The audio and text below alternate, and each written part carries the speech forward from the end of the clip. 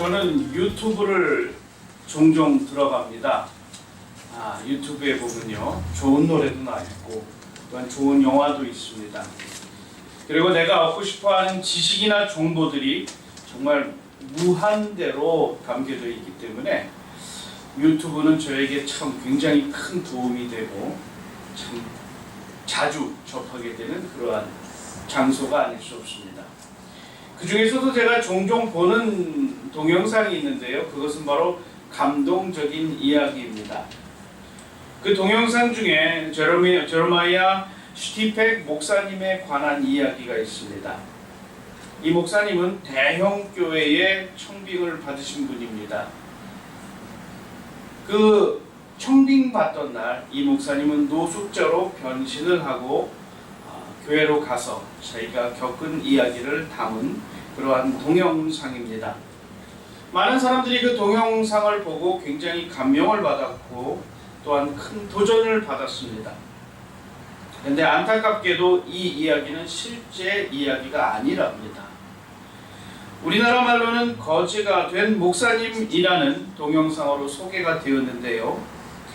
실제로 제레마야 슈티펙 목사님으로 알려진 사진 속의 인물은 브래드 게라드라는 사진작가가 리치몬드를 지나다가 만난 아주 친절한 노숙자의 사진이었답니다.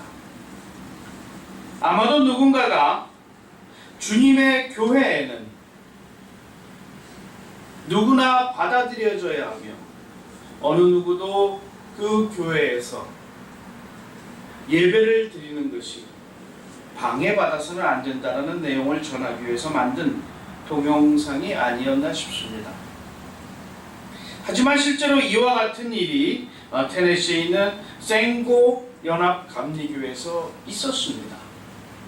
2013년 6월에 이 생고 교회의 담임으로 부임하게 된 윌리 라엘 목사님이 이 교회에 부임하기 전주에 하나님으로부터 말씀을 받았습니다. 그가 잠을 자는데 꿈에 하나님이 나타나신 거예요. 그리고 일주일 동안 노숙자로 살라 라는 명령을 하셨답니다. 이 목사님은 그 말씀을 듣고 굉장히 불편했어요. 생각해 보세요. 어떻게 노숙자로 살 수 있을까?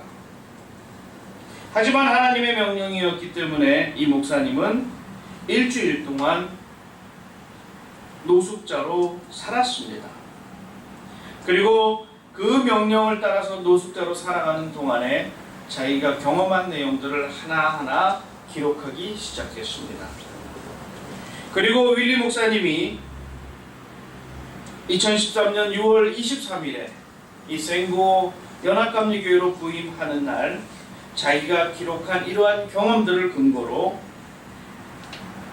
우리 몸에서 가장 적게 사용되는 것이라는 제목으로 설교를 하였습니다.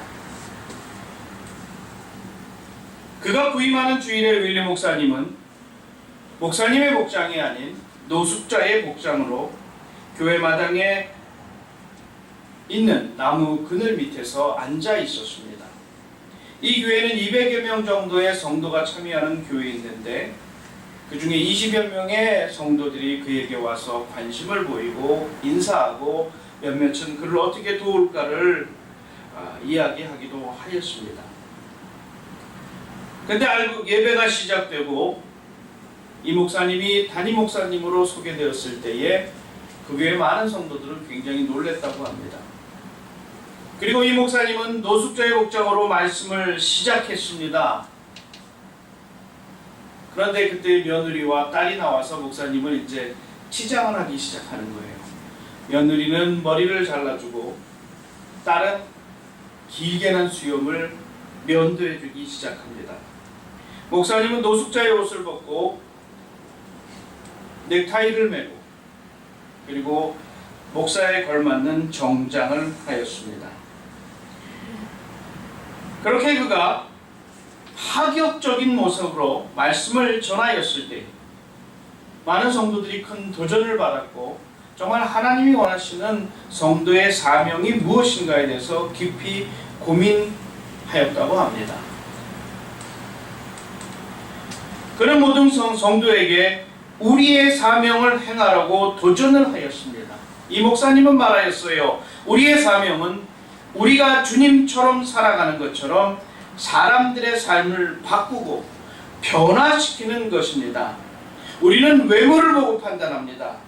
그러나 주님께서는 우리의 중심을 보시며 우리의 진심을 보십니다.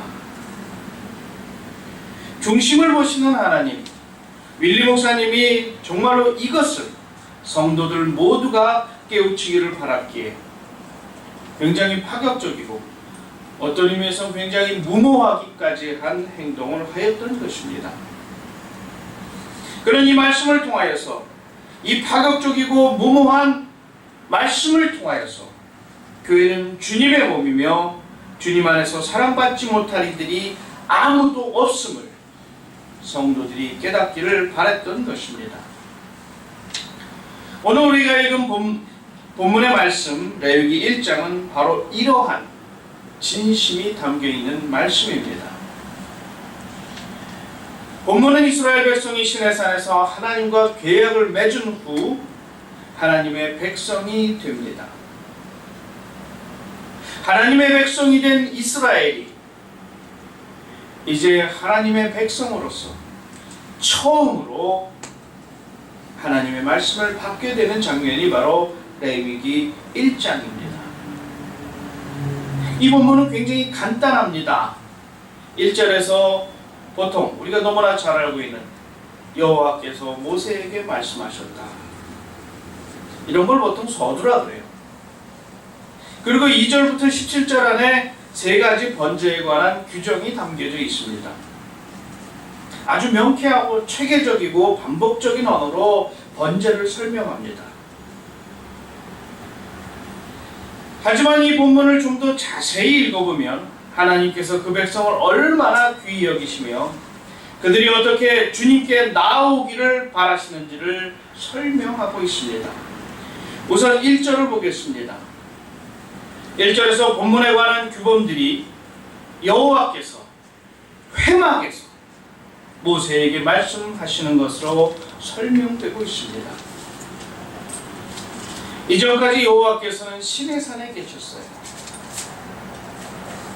여호와께서는 시내산에서 이스라엘의 대표자인 모세를 통해서 이스라엘과 소통하셨습니다. 그런데 지금 하나님께서는 성막에서 말씀을 하십니다. 성막은 이스라엘 백성들이 하나님의 명령에 따라 철저히 그가 원하시는 대로 지어진 것입니다. 이스라엘 백성이 하나님의 명령에 따라서 하나님의 명령대로 성막을 지었을 때에 하나님의 영광이 시내산에서 성막으로 임하는 사건이 출애굽기 40장에 나옵니다. 얼마나 하나님의 명령을 철저히 따르는지를 오경희 기자가 기록하기 위해서 출애굽기 24장부터 25장부터 40장까지 아주 긴 이야기를 담고 있습니다. 그리고 그것을 여호와께서 모세에게 명령한 대로 행하였다라는 것을 확증하기 위해서 오경희 기자는 똑같은 내용을, 거의 유사한 내용을 두 부분에 담게 됩니다. 그와 같이 이스라엘 백성이 정말 하나님의 말씀 하나하나를 철저히 지키고 따랐을 때에 그들이 비로소 하나님의 백성이 되어진 것입니다. 하나님이 가라고 하면 가고 서라고 하면 서는 백성, 내 뜻이 아니라 하나님의 뜻대로 움직이는 사람, 그가 바로 이스라엘 백성이라는 거예요. 그리고 그가 하나님의 백성이라는 겁니다. 이제 그와 같이 하나님의 뜻에 따라 하나님의 명령에 따라 그대로 행하는 하나님의 백성이 된 이스라엘에게 하나님께서 그 백성은 어떻게 예배하고 어떻게 살아가는지에 대해서 알려주고 있는 것이 바로 레위기입니다. 그런 의미에서 레위기 1장 1절에서 하나님께서 회막에서 이스라엘 백성에게 말하고 계신다는 것은 이스라엘의 백성의 정체성이 이제는 애굽에서 도망쳐 나온 노예들이 아니라, 즉 도망자가 아니라 하나님의 백성이 되었다라는 것을 드러내고 있는 것입니다. 하나님과 계약 관계를 통해서 내가 하나님의 말씀에 철저히 따르겠다라고 확신하고 하나님 앞에 고백한 이스라엘 백성이 이제 이스라엘의 한가운데 회막에서 하나님의 말씀을 듣게 되는 것입니다. 즉 이스라엘 백성은 하나님에 대한 철저한 순종을 하는 백성이라는 것을 1절에서 확증해주고 있는 것입니다. 이어서 2절에서 예물을 드리고자 하는 자들이 누구인지를, 그리고 무엇으로 하나님께 예물을 드려야 하는지에 대해서 알려주고 있습니다. 이곳에서 우리는 한 가지 의문을 제기할 수밖에 없습니다. 그것은 이 2절에는 주님께 예물을 드릴 때에는 소나 양으로 드리라고 하였는데 14절 이하에 보면 새에 대한 번제가 언급되고 있습니다. 내용적으로 보면 좀 안 맞아요. 번제 드릴 때는 2절을 따르면 소나 양으로 드려야 되는데 14절 이하에서 새로 드리라는 거예요. 왜 그랬을까? 이 부분은 우리가 본문을 해석해가며 다시 한번 설명드리도록 하겠습니다. 2절에서 가장 중요한 것은 누가 주님께 예물을 드릴 수 있느냐는 겁니다. 본문은 너희 중에 누구든지라고 말하고 있습니다. 이스라엘 백성 중에 누구든지 하나님께 예물을 드리고 싶으면 예물을 드릴 수 있다는 거예요.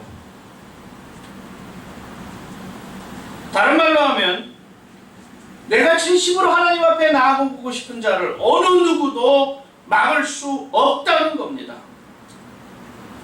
히브리 본문을 보면 너희 중에 누구든지 여호와께 예물을 드리려거든이라는 표현을 아담키 그리브 미켐 고르반이라고 돼 있어요. 이 중에 여러분이 아는 단어가 둘이나 나오죠. 뭐죠? 하나는 아담이 나오고 두 번째는 고르반이라는 단어가 나와요. 근데 사실 여기에 이 두 가지 말밖에 없습니다. 고르반은 뭐예요? 선물, 예물이라는 뜻이에요. 이 말을 번역하면 이렇게 돼요. 너희들 중에서 예물을 드리길 원하는 사람은, 그런데 그 사람을 아담이라고 적고 있습니다. 아담은 누구예요? 최초의 사람이며 하나님이 창조하신 모든 사람을 대표하는 인물입니다.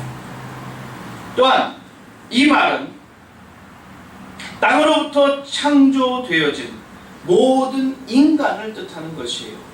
남녀노소, 빈부귀천이 의미가 없다는 거예요. 모든 사람, 남녀노소, 빈부귀천을 막론하고 누구든지 다 주님 앞에 나올 수 있고 다 주님께 예배 드릴 수 있다는 것을 본문이 이야기하고 있는 것입니다. 이어서 3절 이하에서 소의 번제, 염소와 양에 관한 번제, 그리고 또한 새에 관한 번제에 대한 설명이 이어집니다. 그 설명을 읽다 보면 내용이 비슷비슷해요. 잘 잡아서 불에 잘 태우면 된다는 거예요. 그러다 보니까 3절부터 17절까지 읽는데 좀 지루합니다. 똑같은 내용이 똑같진 않아요. 비슷한 내용이 반복되고 또 반복되고 또 반복되니까 좀 무미건조합니다. 지루합니다. 그런데 이 본문의 기자인 제사장은 그러한 무미건조한 내용을 가르치면서도 그 안에 그들이 진심으로 하고 싶은 이야기들을 담고 있습니다. 그것이 가장 두드러지게 나타나는 부분이 바로 3절로 4절입니다. 3절로 4절 말씀을 보면 제물을 드릴 때에 어떻게 드리라 그랬어요? 여호와 앞에 기쁘시게 받을 수 있도록 드리라 그랬어요. 다른 부분에 나오지 않습니다. 그래서 우리는 이렇게 추측해 볼 수 있어요. 제물을 드릴 때에 그것이 소건, 염소건, 양이건, 새이건 상관없이 하나님이 받으실 만하게, 기쁘시게 받으실 만하게 준비하고 드리라는 겁니다. 제사 드리는 사람은 곧 예배 드리는 사람입니다. 그 예배 드리는 사람은 여호와께서 기쁘시게 받으실 만한 예배가 될 수 있도록 준비하고 그 마음을 담아서 예배를 드려야 한다는 것이에요. 그 예물이 무엇이건 그것이 중요치가 않습니다. 소처럼 큰 예물을 드릴 수 있고 새처럼 작은 예물을 드릴 수도 있어요. 소처럼 큰 예물을 드린다고 해서 아주 하나님이 기뻐 받으시는 것 아니고 새와 같이 작은 예물을 드린다고 해서 하나님이 경히 여기신다는 것이 아닙니다. 어떤 예물을 드리건 간에 여호와께서 기쁘시게 받을 수 있도록 철저하게 주님의 명령에 따라 드린다면 하나님께서 기뻐 받으신다는 겁니다. 우리는 종종 착각을 합니다. 하나님께서 내가 이렇게 드리면 받으실까? 이렇게 드리면 받으실까? 이거 너무 부족한 것 아닌가? 그리고 때로는 반대로 이 정도면 내가 정말 잘한 거야. 하나님께서는 명령에 따라서 정말 진심으로 드릴 때 받아주신다는 것을 여러분 잊지 마시기를 바랍니다. 특히 4절에서 예배자는 번제물의 머리에 안수할지니 그를 위하여 기쁘게 받으심이 되어 그를 위하여 속죄가 될 것이라고 하였어요. 참 번역이 어려워요. 금방 이해는 하겠지만 좀 더 직역을 하면 이렇습니다. 그는 제물의 머리에 안수하여 그가 그에게 받아들여지도록 그를 속죄할 수 있게 된다. 이렇게 돼요. 다시 말씀드릴게요. 그는 제물의 머리에 안수하여 그가 그에게 받아들여져 그를 속죄할 수 있게 된다. 머리에 안수하면 하나님께서 그것을 받아주시고 하나님께서 받아주시면 어떻게 된다고요? 그 예배자의 죄가 속해진다는 거예요. 즉 예배자가 예물의 안수함으로 여호와께서 그 예물을 기쁘게 받으신다는 겁니다. 그럼 안수할 때 어떠한 마음으로 어떠한 심정으로 안수해야 됩니까? 내 손만 턱 얹으면 돼요? 하나님께서 원하시는 건 그냥 손만 턱 얹는 행위가 아닙니다. 안수는 자신의 것을 그 대상에게 전가한다는 것을 의미해요. 그런 의미에서 제물에 안수한다는 것은 예배자가 자신의 것을 그 제물에게 넘긴다는 것을 의미합니다. 그런데 무엇을 넘겨요? 우리는 본문의 말씀에 속죄라는 단어가 나오기 때문에 내 죄를 넘긴다라고 생각을 합니다. 그러나 번제의 의미를 알면 단순히 내 죄를 제물에게 전가한다라는 그러한 의미 이상의 것이 담겨져 있음을 깨닫게 됩니다. 번제는 제물이 완전히 태워져 하늘 높이 연기로 사라지게 하므로 인간과 인간에 속한 모든 것이 하나님께 종속되어 있음을 상징적으로 보여주는 것입니다. 번제는 올라간다는 뜻이에요. 즉, 내 모든 것이 다 태워져서 다 불살라져서 하나님께 온전히 들어 올려진다는 것을 의미합니다. 그런 의미에서 내가 예배자가 제물에 안수한다는 것은 단지 내 죄만을 제물에 전가하는 것이 아니라 내 모든 것을 다 그 제물에 전가함으로 하나님께 나의 모든 것이 온전히 드려진다는 것을 의미하는 것입니다. 그리고 내가 온전히 하나님께 드려졌을 때 하나님께서는 그것을 기쁘게 받으신다는 거예요. 그러기에 우리가 예배드릴 때에 즉 우리의 예물에 나의 모든 것을 다 전가할 때에 우리의 마음은 나의 것이 다 주님의 것입니다. 내 모든 것을 다 주님께서 주관하십니다 라는 마음으로 예배를 드려야 합니다. 그랬을 때 비로소 그 예배가 주님이 기뻐 받으시는 예배가 되는 것입니다. 또한 14절 이하에서 우리가 주목할 점이 바로 새를 번제로 드리는 것입니다. 새를 번제로 드릴 때는 산비둘기나 집비둘기 새끼로 드린다고 그랬어요. 소나 염소나 양은 큰 제물입니다.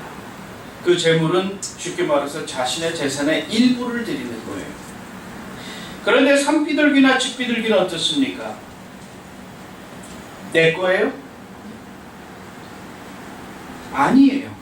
산비둘기건 집비둘기건 그것은 야생 조류입니다. 그냥 날아다니는 거예요. 그 중에 새끼를 하나 가진다라는 것은 그 사람이 소나 염소나 양을 가질 만한 재력이 없는 가난한 사람이라는 겁니다.